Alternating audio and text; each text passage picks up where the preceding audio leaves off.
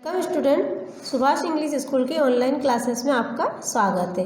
आज class 8th की संस्कृत में एकादश पाठ शुभाषितानी के श्लोक पढ़ेंगे, यानी कि कुछ अच्छी बातें सीखेंगे। श्लोक है, परोक्षे कार्यहंतारम प्रत्यक्षे प्रियवादिनम वर्जयतादर्शम मित्रम विषकुंभम प्रयोमुखम। इसका अर्थ है कि अप्रत्यक्ष में कार्य बिगाड़ने वाले और प्रत्यक्ष में प्रिय बोलने वाले मित्र से बचकर रहना चाहिए, क्योंकि ऐसे मित्र उस घड़े के समान होते हैं जिसमें ऊपर से तो दूध दिखाई देता है किंतु भीतर जहर भरा हुआ है। इसका मतलब ये है कि जैसे ऐसे कोई मित्र है अपने, जो अपने सामने अच्छे बोलते हैं और पीछे से अपना काम बिगाड़ते रहते हैं ना, और अपना नुकसान करते रहते हैं, अपने को गलत राह दिखाते हैं। अपन कुछ बुरा कर रहे हैं और अपने को टोकते नहीं है वो, और कहते हैं हाँ अच्छा है ऐसा, तो ये अपने लिए विष के समान हो गए। ये मित्र वो होता है जो सही राह पर ले चलता है ना, सुख दुख में काम आता है, सुख में समझता है, दुख में साथ देता है, तो ये वो मित्र होता है। पर ऐसे मित्र भी होते हैं जो प्रत्यक्ष में क्या होता है कि हाँ यार बहुत अच्छा है, तू वो जो कर रहा है वो बहुत अच्छा है, और पीछे से अपना काम बिगाड़ने में लगा रहता है। तो वो मित्र कैसा है? उस घड़े के समान है, जो ऊपर मुंह पे तो दूध लगा हुआ है ना, घड़े के गले में तो दूध भरा हुआ है, पर नीचे क्या है? विष, जहर भरा हुआ। तो ऐसे मित्रों से बचकर रहना चाहिए। अगला श्लोक है, अपूर्व कोऽपि कोशयान विद्यते तमे भारती व्ययतो वृत्ति मायाति क्षम मायाति संचयात। इसका अर्थ होता है कि हे भारती, भारती का मतलब बताया है सरस्वती। हे भारती, तुम्हारा कोश यानी भंडार अपूर्व एवं अनुपम यानी अनोखा है। इसमें से जितनी विद्या खर्च करते हैं उससे कहीं अधिक यह बढ़ जाता है। यदि इसमें कोई संग्रह करना चाहे तो यह कोश कम हो जाता है। इसका मतलब ये होता है कि कवि कहता है कि हे भारती, है ना, ये लिख, हे सरस्वती मैया, तुम्हारा कोश तुम्हारा जो भंडार है वो एक अनोखा भंडार है ना। जो धन का भंडार होता है वो क्या होता है? धन जितना भरते जाओ उतना भराता जाता है ना, जितना पैसा खर्च करोगे उतना होता जाता है और ख़त्म हो जाता है। पर विद्या एक ऐसा धन है जो जितना ज़्यादा खर्च करोगे उतना ज़्यादा बढ़ता जाएगा। कैसे? यदि आपके मित्र ने कहा कि यार ये देखो ये मुझे नहीं आ रहा है, ये मेरा उत्तर मेरा आंसर मुझे समझा दे, तो आपको क्या वो आंसर थोड़ा बहुत आता था, पर आपके मित्र को बिल्कुल नहीं आता, तो आपने क्या करा? वो कच्चा पक्का करके आपने आपके मित्र को भी समझाया, तो आपके लिए क्या हो गया? पक्का याद हो गया, है ना, और आपके मित्र को भी आ गया। तो आपका क्या हुआ? जो आपको फ़ायदा ही हुआ ना, कि आपके लिए 2 और 2 कितने होते? 4 होते हैं, पर आपको कम पता चल रहा था कि ये, तो आपने लाइन खींची, फिर लाइन खींचने के बाद उसको गिनने के बाद आपको पता चला वास्तव में ये तो 4 होते हैं। तो आपके मित्र को भी समझ में आ गया, पर आपको पक्का हो गया कि मैंने मेरे मित्र को समझाया और उस टाइम आपको पक्का हो गया। तो ये एक ऐसा धन है, विद्या एक ऐसा धन है कि इसको जितना खर्च करोगे उतना ही बढ़ता जाएगा। और अगर आपके मित्र ने कहा कि मुझे ये समझा, तो आप कहोगे नहीं यार मैं तो नहीं समझा रहा, तेरे को इतना सा भी नहीं आता है, पर निश्चित है कि वो आपको जो याद है वो भी आप भूल जाओगे।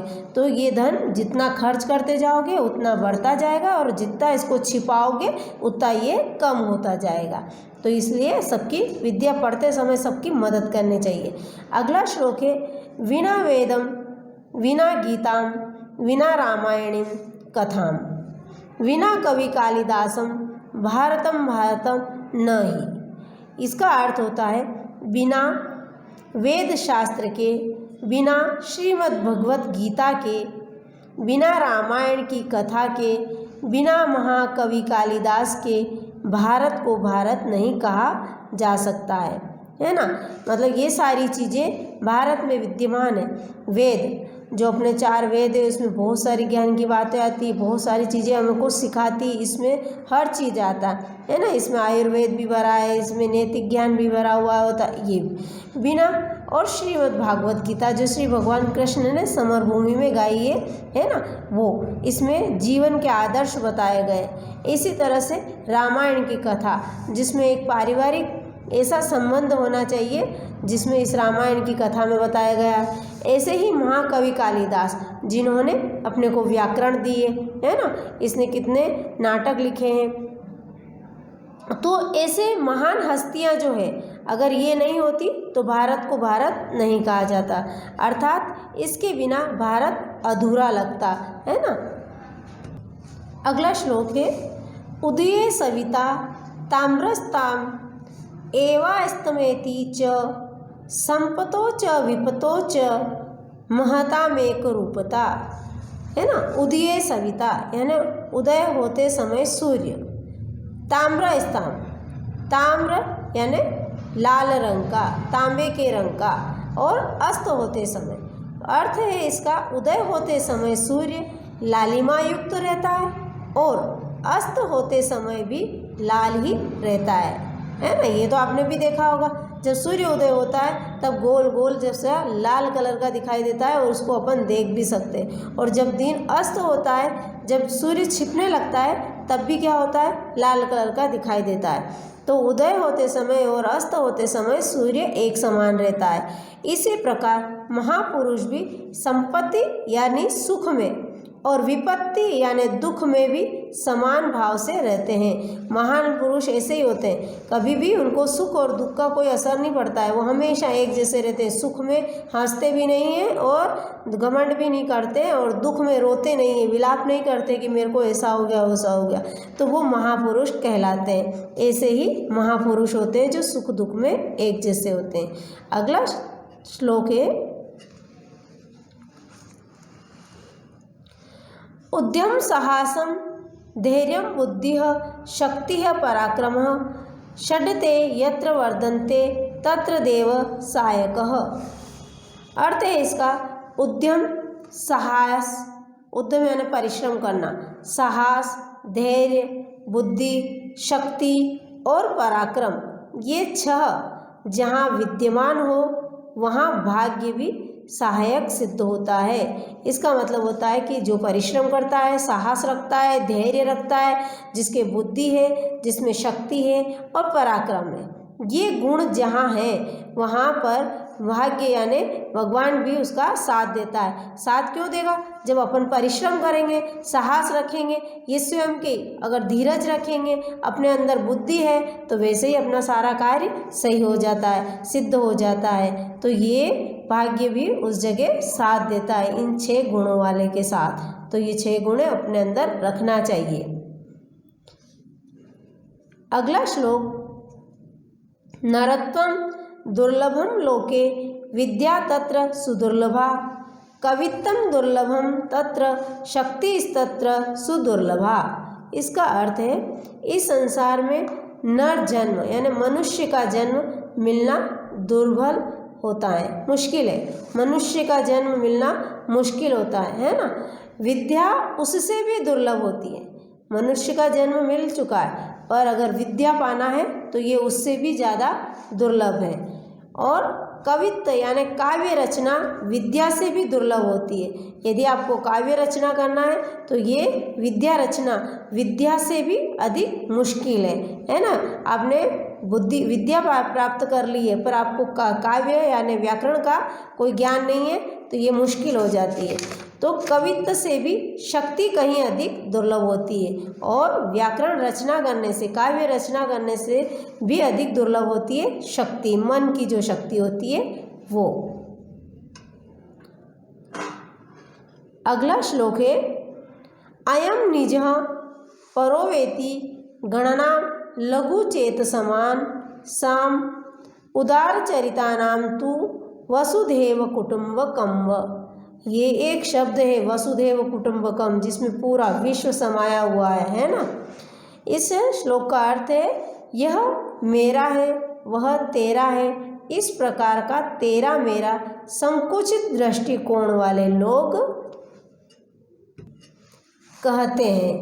उदार हृदय वालों के लिए तो यह संपूर्ण पृथ्वी मंडल ही अपने कुटुंब के समान प्रिय होती है। हाँ, अब जो छोटे संकुचित बुद्धि वाले कहा उन्होंने कि दृष्टिकोण जो रखता है यह मेरा है यह तेरा है ना, ऐसा सब कौन करता है? जिसमें कम बुद्धि होती है ना। कम बुद्धि वाले लोग जो संकुचित करने वाले, जो संकुचित यानी छोटी सोच वाले जो होते हैं, उनमें वो ही करते हैं ये मेरा है ये तेरा है, ये घर मेरा है, ये देश मेरा है, ये मेरा है ना, ये चीज़ मेरी है, ये सब छोटी बुद्धि वाले करते हैं। पर जो उदार हृदय जिसका बहुत बड़ा दिल होता है वो तेरा मेरा नहीं करते हैं, वो पूरे संपूर्ण पृथ्वी मंडल को ही अपना परिवार समझते हैं और पूरे के लिए हित सोचते हैं।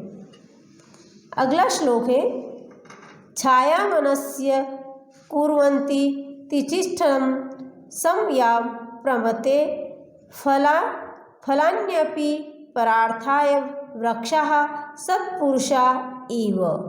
इस श्लोक का अर्थ है कि वृक्ष स्वयं धूप गर्मी सहन कर खड़े रहते हैं और दूसरों को छाया तथा फल प्रदान करते हैं, है ना। आपने ये तो सही देखा ही, वृक्ष अपनों से कुछ नहीं मांगते, हमेशा वो देते ही रहते हैं, है ना। प्रत्यक्ष में भी और अप्रत्यक्ष में भी। प्रत्यक्ष में क्या देते हैं? वो धूप में खड़े रहकर अपने को छाया देते हैं, है ना, फूल फल पत्तियां वगैरह औषधियाँ ये सब देते हैं। और अप्रत्यक्ष में अपने को ऑक्सीजन देते हैं, कार्बन डाइऑक्साइड वो ग्रहण करते हैं और ये जितनी प्रदूषित वायु होती है उसको स्वच्छ करने में सहायक होते हैं। पर उसी प्रकार संत पुरुष का जीवन भी परोपकार के लिए ही होता है। ये वृक्ष अपने लिए परोपकार करते हैं, उसी प्रकार संत भी वृक्ष ही होते हैं, ये भी सभी को ज्ञान देते रहते हैं। श्लोक है अगला नंदितुम नीति निपुणा यदि वा स्तुवन्तु लक्ष्मीः समाविशतु गच्छतु वा यथेष्टम अद्वेव वा मरणमस्तु युगान्तरे वा न्यान्यापथ प्रचलन्ति पदम न धीरा।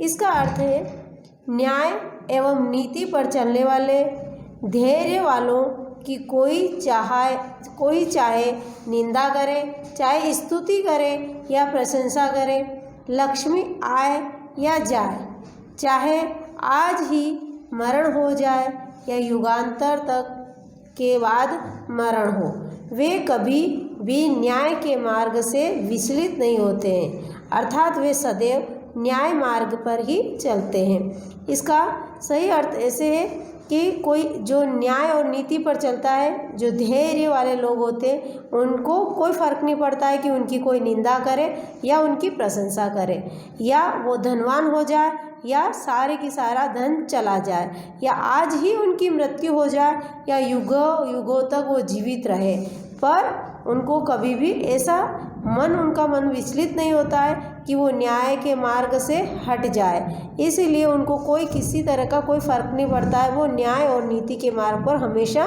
चलते रहते हैं। अब आपका जो एकादश पाठ है सुभाषितानि, इसका श्लोक और अर्थ तो हो चुके हैं। अब हम इसकी वर्कशीट यानी अभ्यास प्रश्न समझेंगे, है ना। एक पदेन उत्तरम लिखत। प्रश्न है संपतो च केशाम एक रूपता, है ना। संपत्ति किस प्रकार जो संत लोग रहते हैं वो एक रूप कैसे रहते हैं? तो महताम, महान लोग एक जैसे ही रहते हैं। अगला क्वेश्चन है अस्ते समय सूर्यस्य वर्ण का भवति। अस्त होते समय सूर्य का रंग कैसा होता है? तो उत्तर है ताम्रः यानी लाल कलर का। अगला क्वेश्चन है नरत्वम दुर्लभम कुत्र, है ना। मनुष्य जन्म दुर्लभ कहाँ होता है? तो लोके यानी इस लोक में मनुष्य का जन्म दुर्लभ होता है। अगला क्वेश्चन है केशाम वसुधैव कुटुंबकम।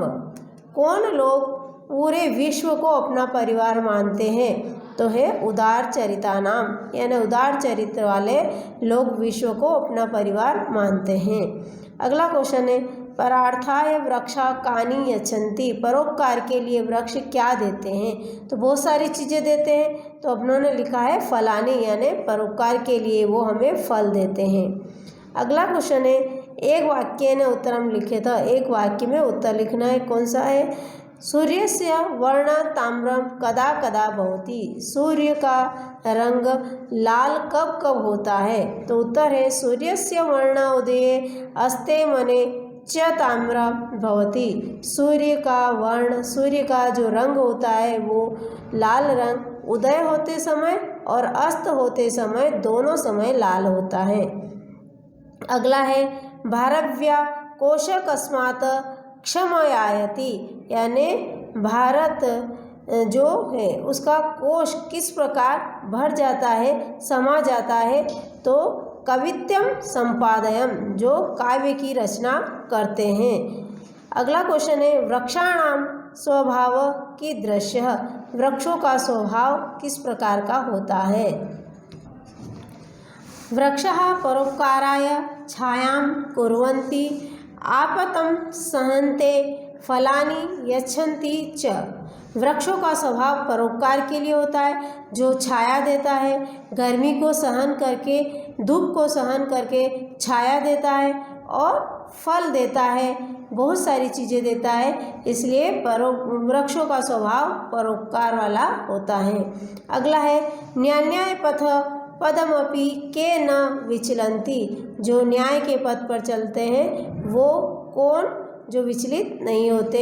तो न्याय पथ पदमपि धीरा न विचलन्ति, धैर्यवान लोग न्याय के पथ पर चलते हुए कभी भी विचलित नहीं होते हैं। अगला क्वेश्चन है लोके विद्या कीदृशी, इस लोक में विद्या किस प्रकार होती है, किस प्रकार मिलती है?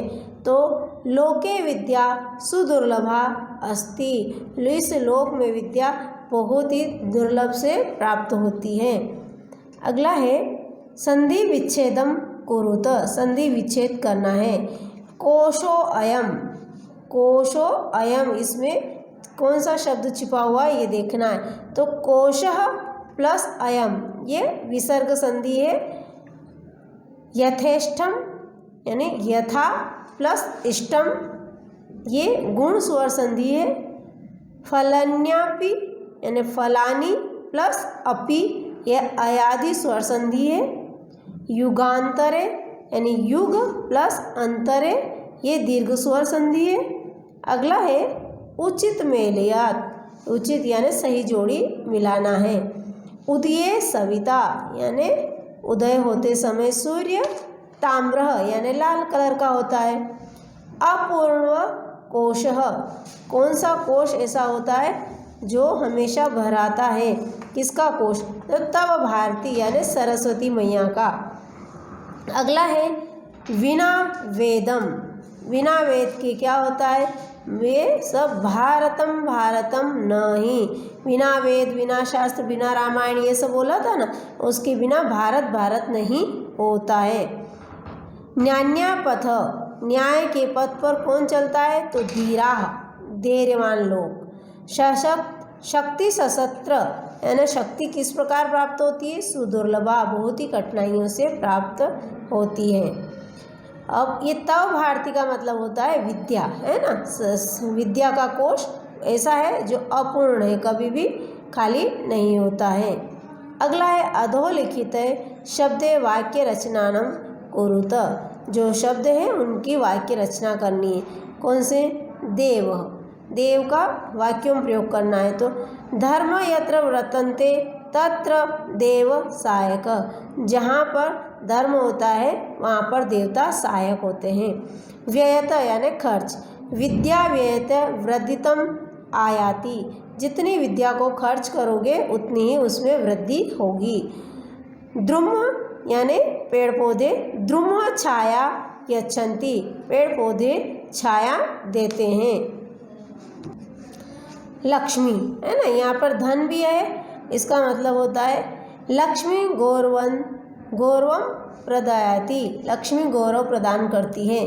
फलानि फल, वृक्षा फलानि यच्छन्ति, वृक्ष फल देते हैं। अब आपकी ये वर्कशीट भी अभ्यास क्वेश्चन भी कंप्लीट हो चुके हैं। तो इस लेसन के श्लोक, इसके अर्थ और इसकी वर्कशीट आपको फेयर कॉपी में अच्छे सुंदर अक्षरों में लिखना है और याद भी करना है। धन्यवाद।